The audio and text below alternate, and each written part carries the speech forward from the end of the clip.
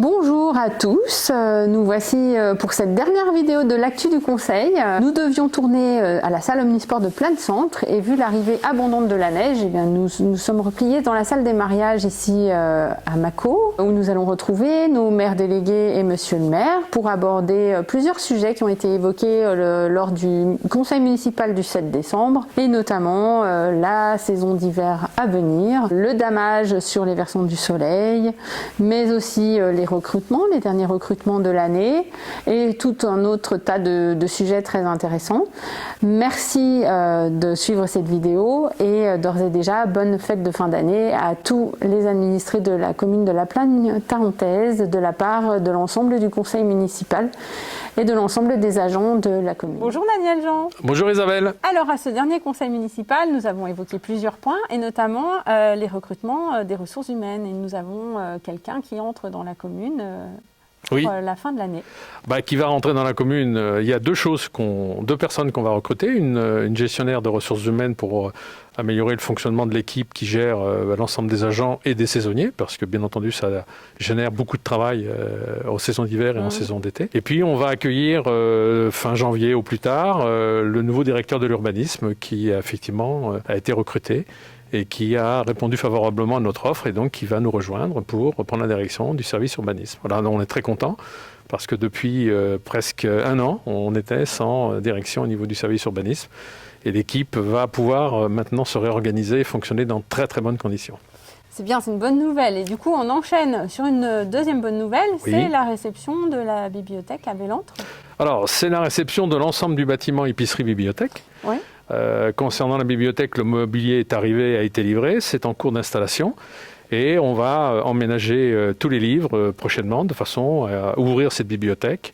Et en même temps, on a prévu d'embaucher une personne supplémentaire pour s'occuper effectivement de la bibliothèque de Bellentre et élargir les horaires d'ouverture.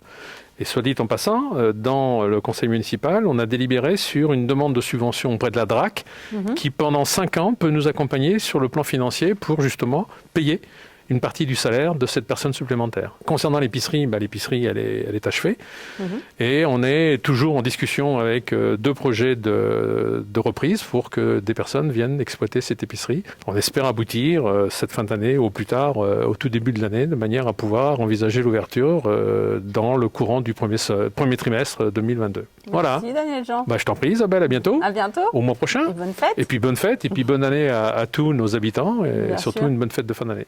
Bonjour Bernard.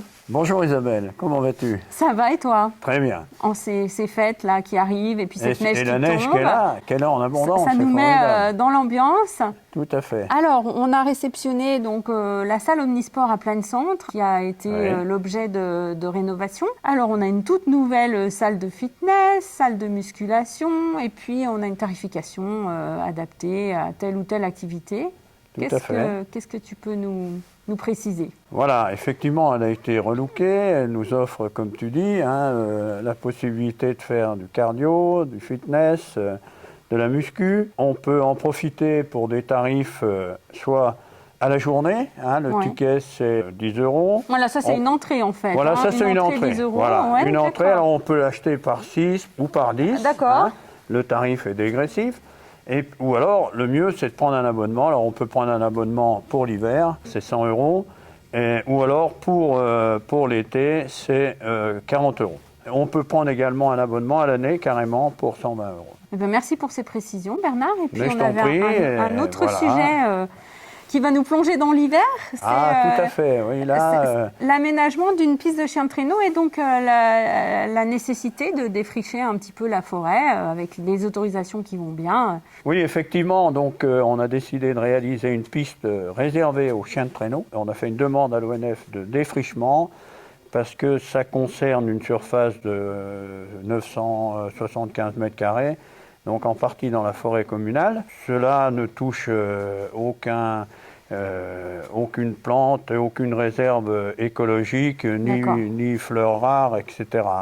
L'ambiance ne va pas être changée, le paysage, il y aura simplement quelques arbres coupés. Voilà, et puis ça fait partie des activités maintenant qu'on aime bien pratiquer. Tout à fait, il y a une grande demande, on a quand même des mocheurs là, sur la Plagne, donc voilà, ils pourront vraiment faire leur activité en toute tranquillité. Eh ben, tant mieux, puis on leur souhaite une bonne saison alors. Merci Bernard. Voilà, et je souhaite à tous nos spectateurs et tous nos concitoyens de bonnes fêtes de fin d'année. On a déjà la neige, il ne reste plus qu'à attendre les cadeaux. Exactement. Bonjour Jean-Louis. Bonjour Isabelle.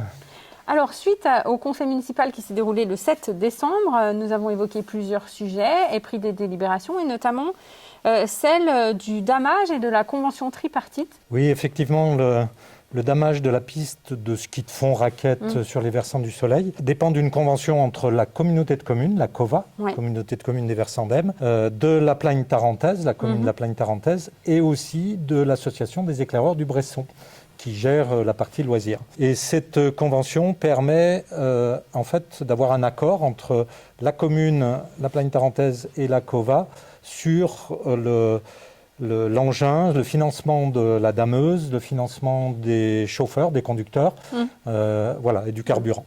Donc c'est la communauté de communes qui s'en occupe sur le territoire de la Plagne tarentaise. Merci pour ces précisions. Et puis on enchaîne donc avec un autre sujet qui n'est pas bien loin du coup, et puis qui correspond à une autre saison peut-être, c'est le stade de la Côte d'Ems. Alors l'esplanade de jeux de la Côte d'Ems qui a été construite, aménagée sur l'ancien stade de football de la Côte d'Ems. La communauté de communes des versants d'Ems prend en charge tous ces aménagements, mais comme ils ont lieu, ils sont mis en place sur le territoire de la commune de la Plagne tarentaise, eh bien à nouveau, il faut une convention. Bon alors, et quand on ne fait pas de ski de fond et ni de jeu sur le stade de la Côte d'Ems, on peut aller au cinéma du coup. Tout à fait. Alors on peut aller au cinéma. Alors cette fois, c'est sur l'autre versant, bien sûr. Oui. C'est Plagne Centre ou Montchavin-les-Coches. D'accord. Où effectivement, on a statué sur les tarifs de ces cinémas qui sont ouverts tous les jours, je crois, sur la Plagne Centre. Oui. Et du lundi au vendredi sur Montchavin-les-Coches. Exactement. Eh bien, merci pour toutes ces informations. Et puis, bonne fête. Et à bientôt. Bonne fête Isabelle, et puis surtout bonne fête à tous. Bonjour Jean-Luc. Bonjour Isabelle. Alors, nous avons eu notre conseil municipal du 7 décembre. Nous avons évoqué plusieurs sujets, et notamment un qui nous préoccupe, mais qui est quand même positif, parce que cet hiver, on va pouvoir ouvrir notre station et on va pouvoir ouvrir les remontées mécaniques avec quelques contraintes dont tu vas nous parler. Mais globalement, on reste quand même sur du positif, même si c'est inquiétant, même si l'ambiance était un petit peu préoccupante. Avec l'arrivée de la neige et les contraintes qui commencent à être maîtrisées, on va pouvoir ouvrir dans de bonnes conditions. Globalement, il faut rester positif. Tu nous en parles ?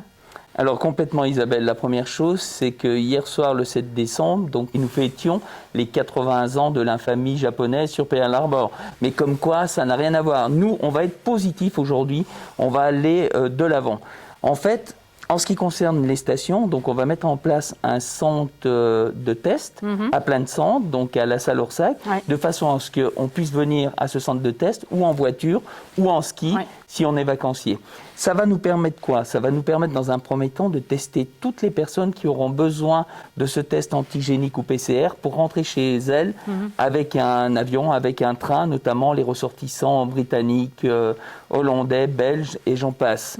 Et donc ça, on va le mettre en activité dès la semaine prochaine pour pouvoir être opérationnel le plus rapidement possible. Il faut savoir qu'aujourd'hui, on a quelques contraintes. Et la première, en ce qui concerne le fonctionnement des remontées mécaniques, c'est que le masque dans les files d'attente et sur les remontées mécaniques est obligatoire et le pass sanitaire aussi. Donc ça, c'est immuable, on ne pourra pas y toucher. Mais au moins, on sait à quoi s'en tenir. On sait, le protocole est clair. Voilà. C'est ça qui était un peu dérangeant jusque-là, c'est que les informations n'étaient pas claires ou du moins n'étaient pas fixes. Exactement. Voilà. Maintenant, tout a été défini. Tout cela fait suite à des négociations à Matignon il y a 3 semaines en arrière. La seule chose que je vais demander, c'est qu'au niveau des professionnels de la station, ils doivent être vigilants. On respecte les gestes barrières, on contrôle les passes sanitaires dans les commerces systématiquement. Et tout le personnel qui est en contact avec du public doit être vacciné ou à jour d'un test journalier. Alors, autre sujet évoqué hier soir en conseil municipal, Isabelle, ça concerne une motion que l'ANMSM, l'Association nationale des maires de stations de montagne, nous a demandé de prendre par rapport aux difficultés financières des collectivités aujourd'hui, puisque les collectivités n'ont pas été indemnisées et ça devient de plus en plus difficile d'équilibrer les budgets de fonctionnement. Donc on va tout faire pour que le gouvernement réagisse et le plus rapidement possible et non pas au printemps prochain comme ça a été évoqué. Nous vous souhaitons de passer d'excellentes fêtes de fin d'année en espérant que tout se passera bien pour vos familles, pour vos proches et que la neige qui est omniprésente maintenant sur nos domaines nous permette d'ouvrir nos remontées mécaniques et de faire une vraie saison d'hiver. Bonne année, bonne santé avec un petit peu d'avance à toutes et à tous et profitez-en. Bonne année 2020.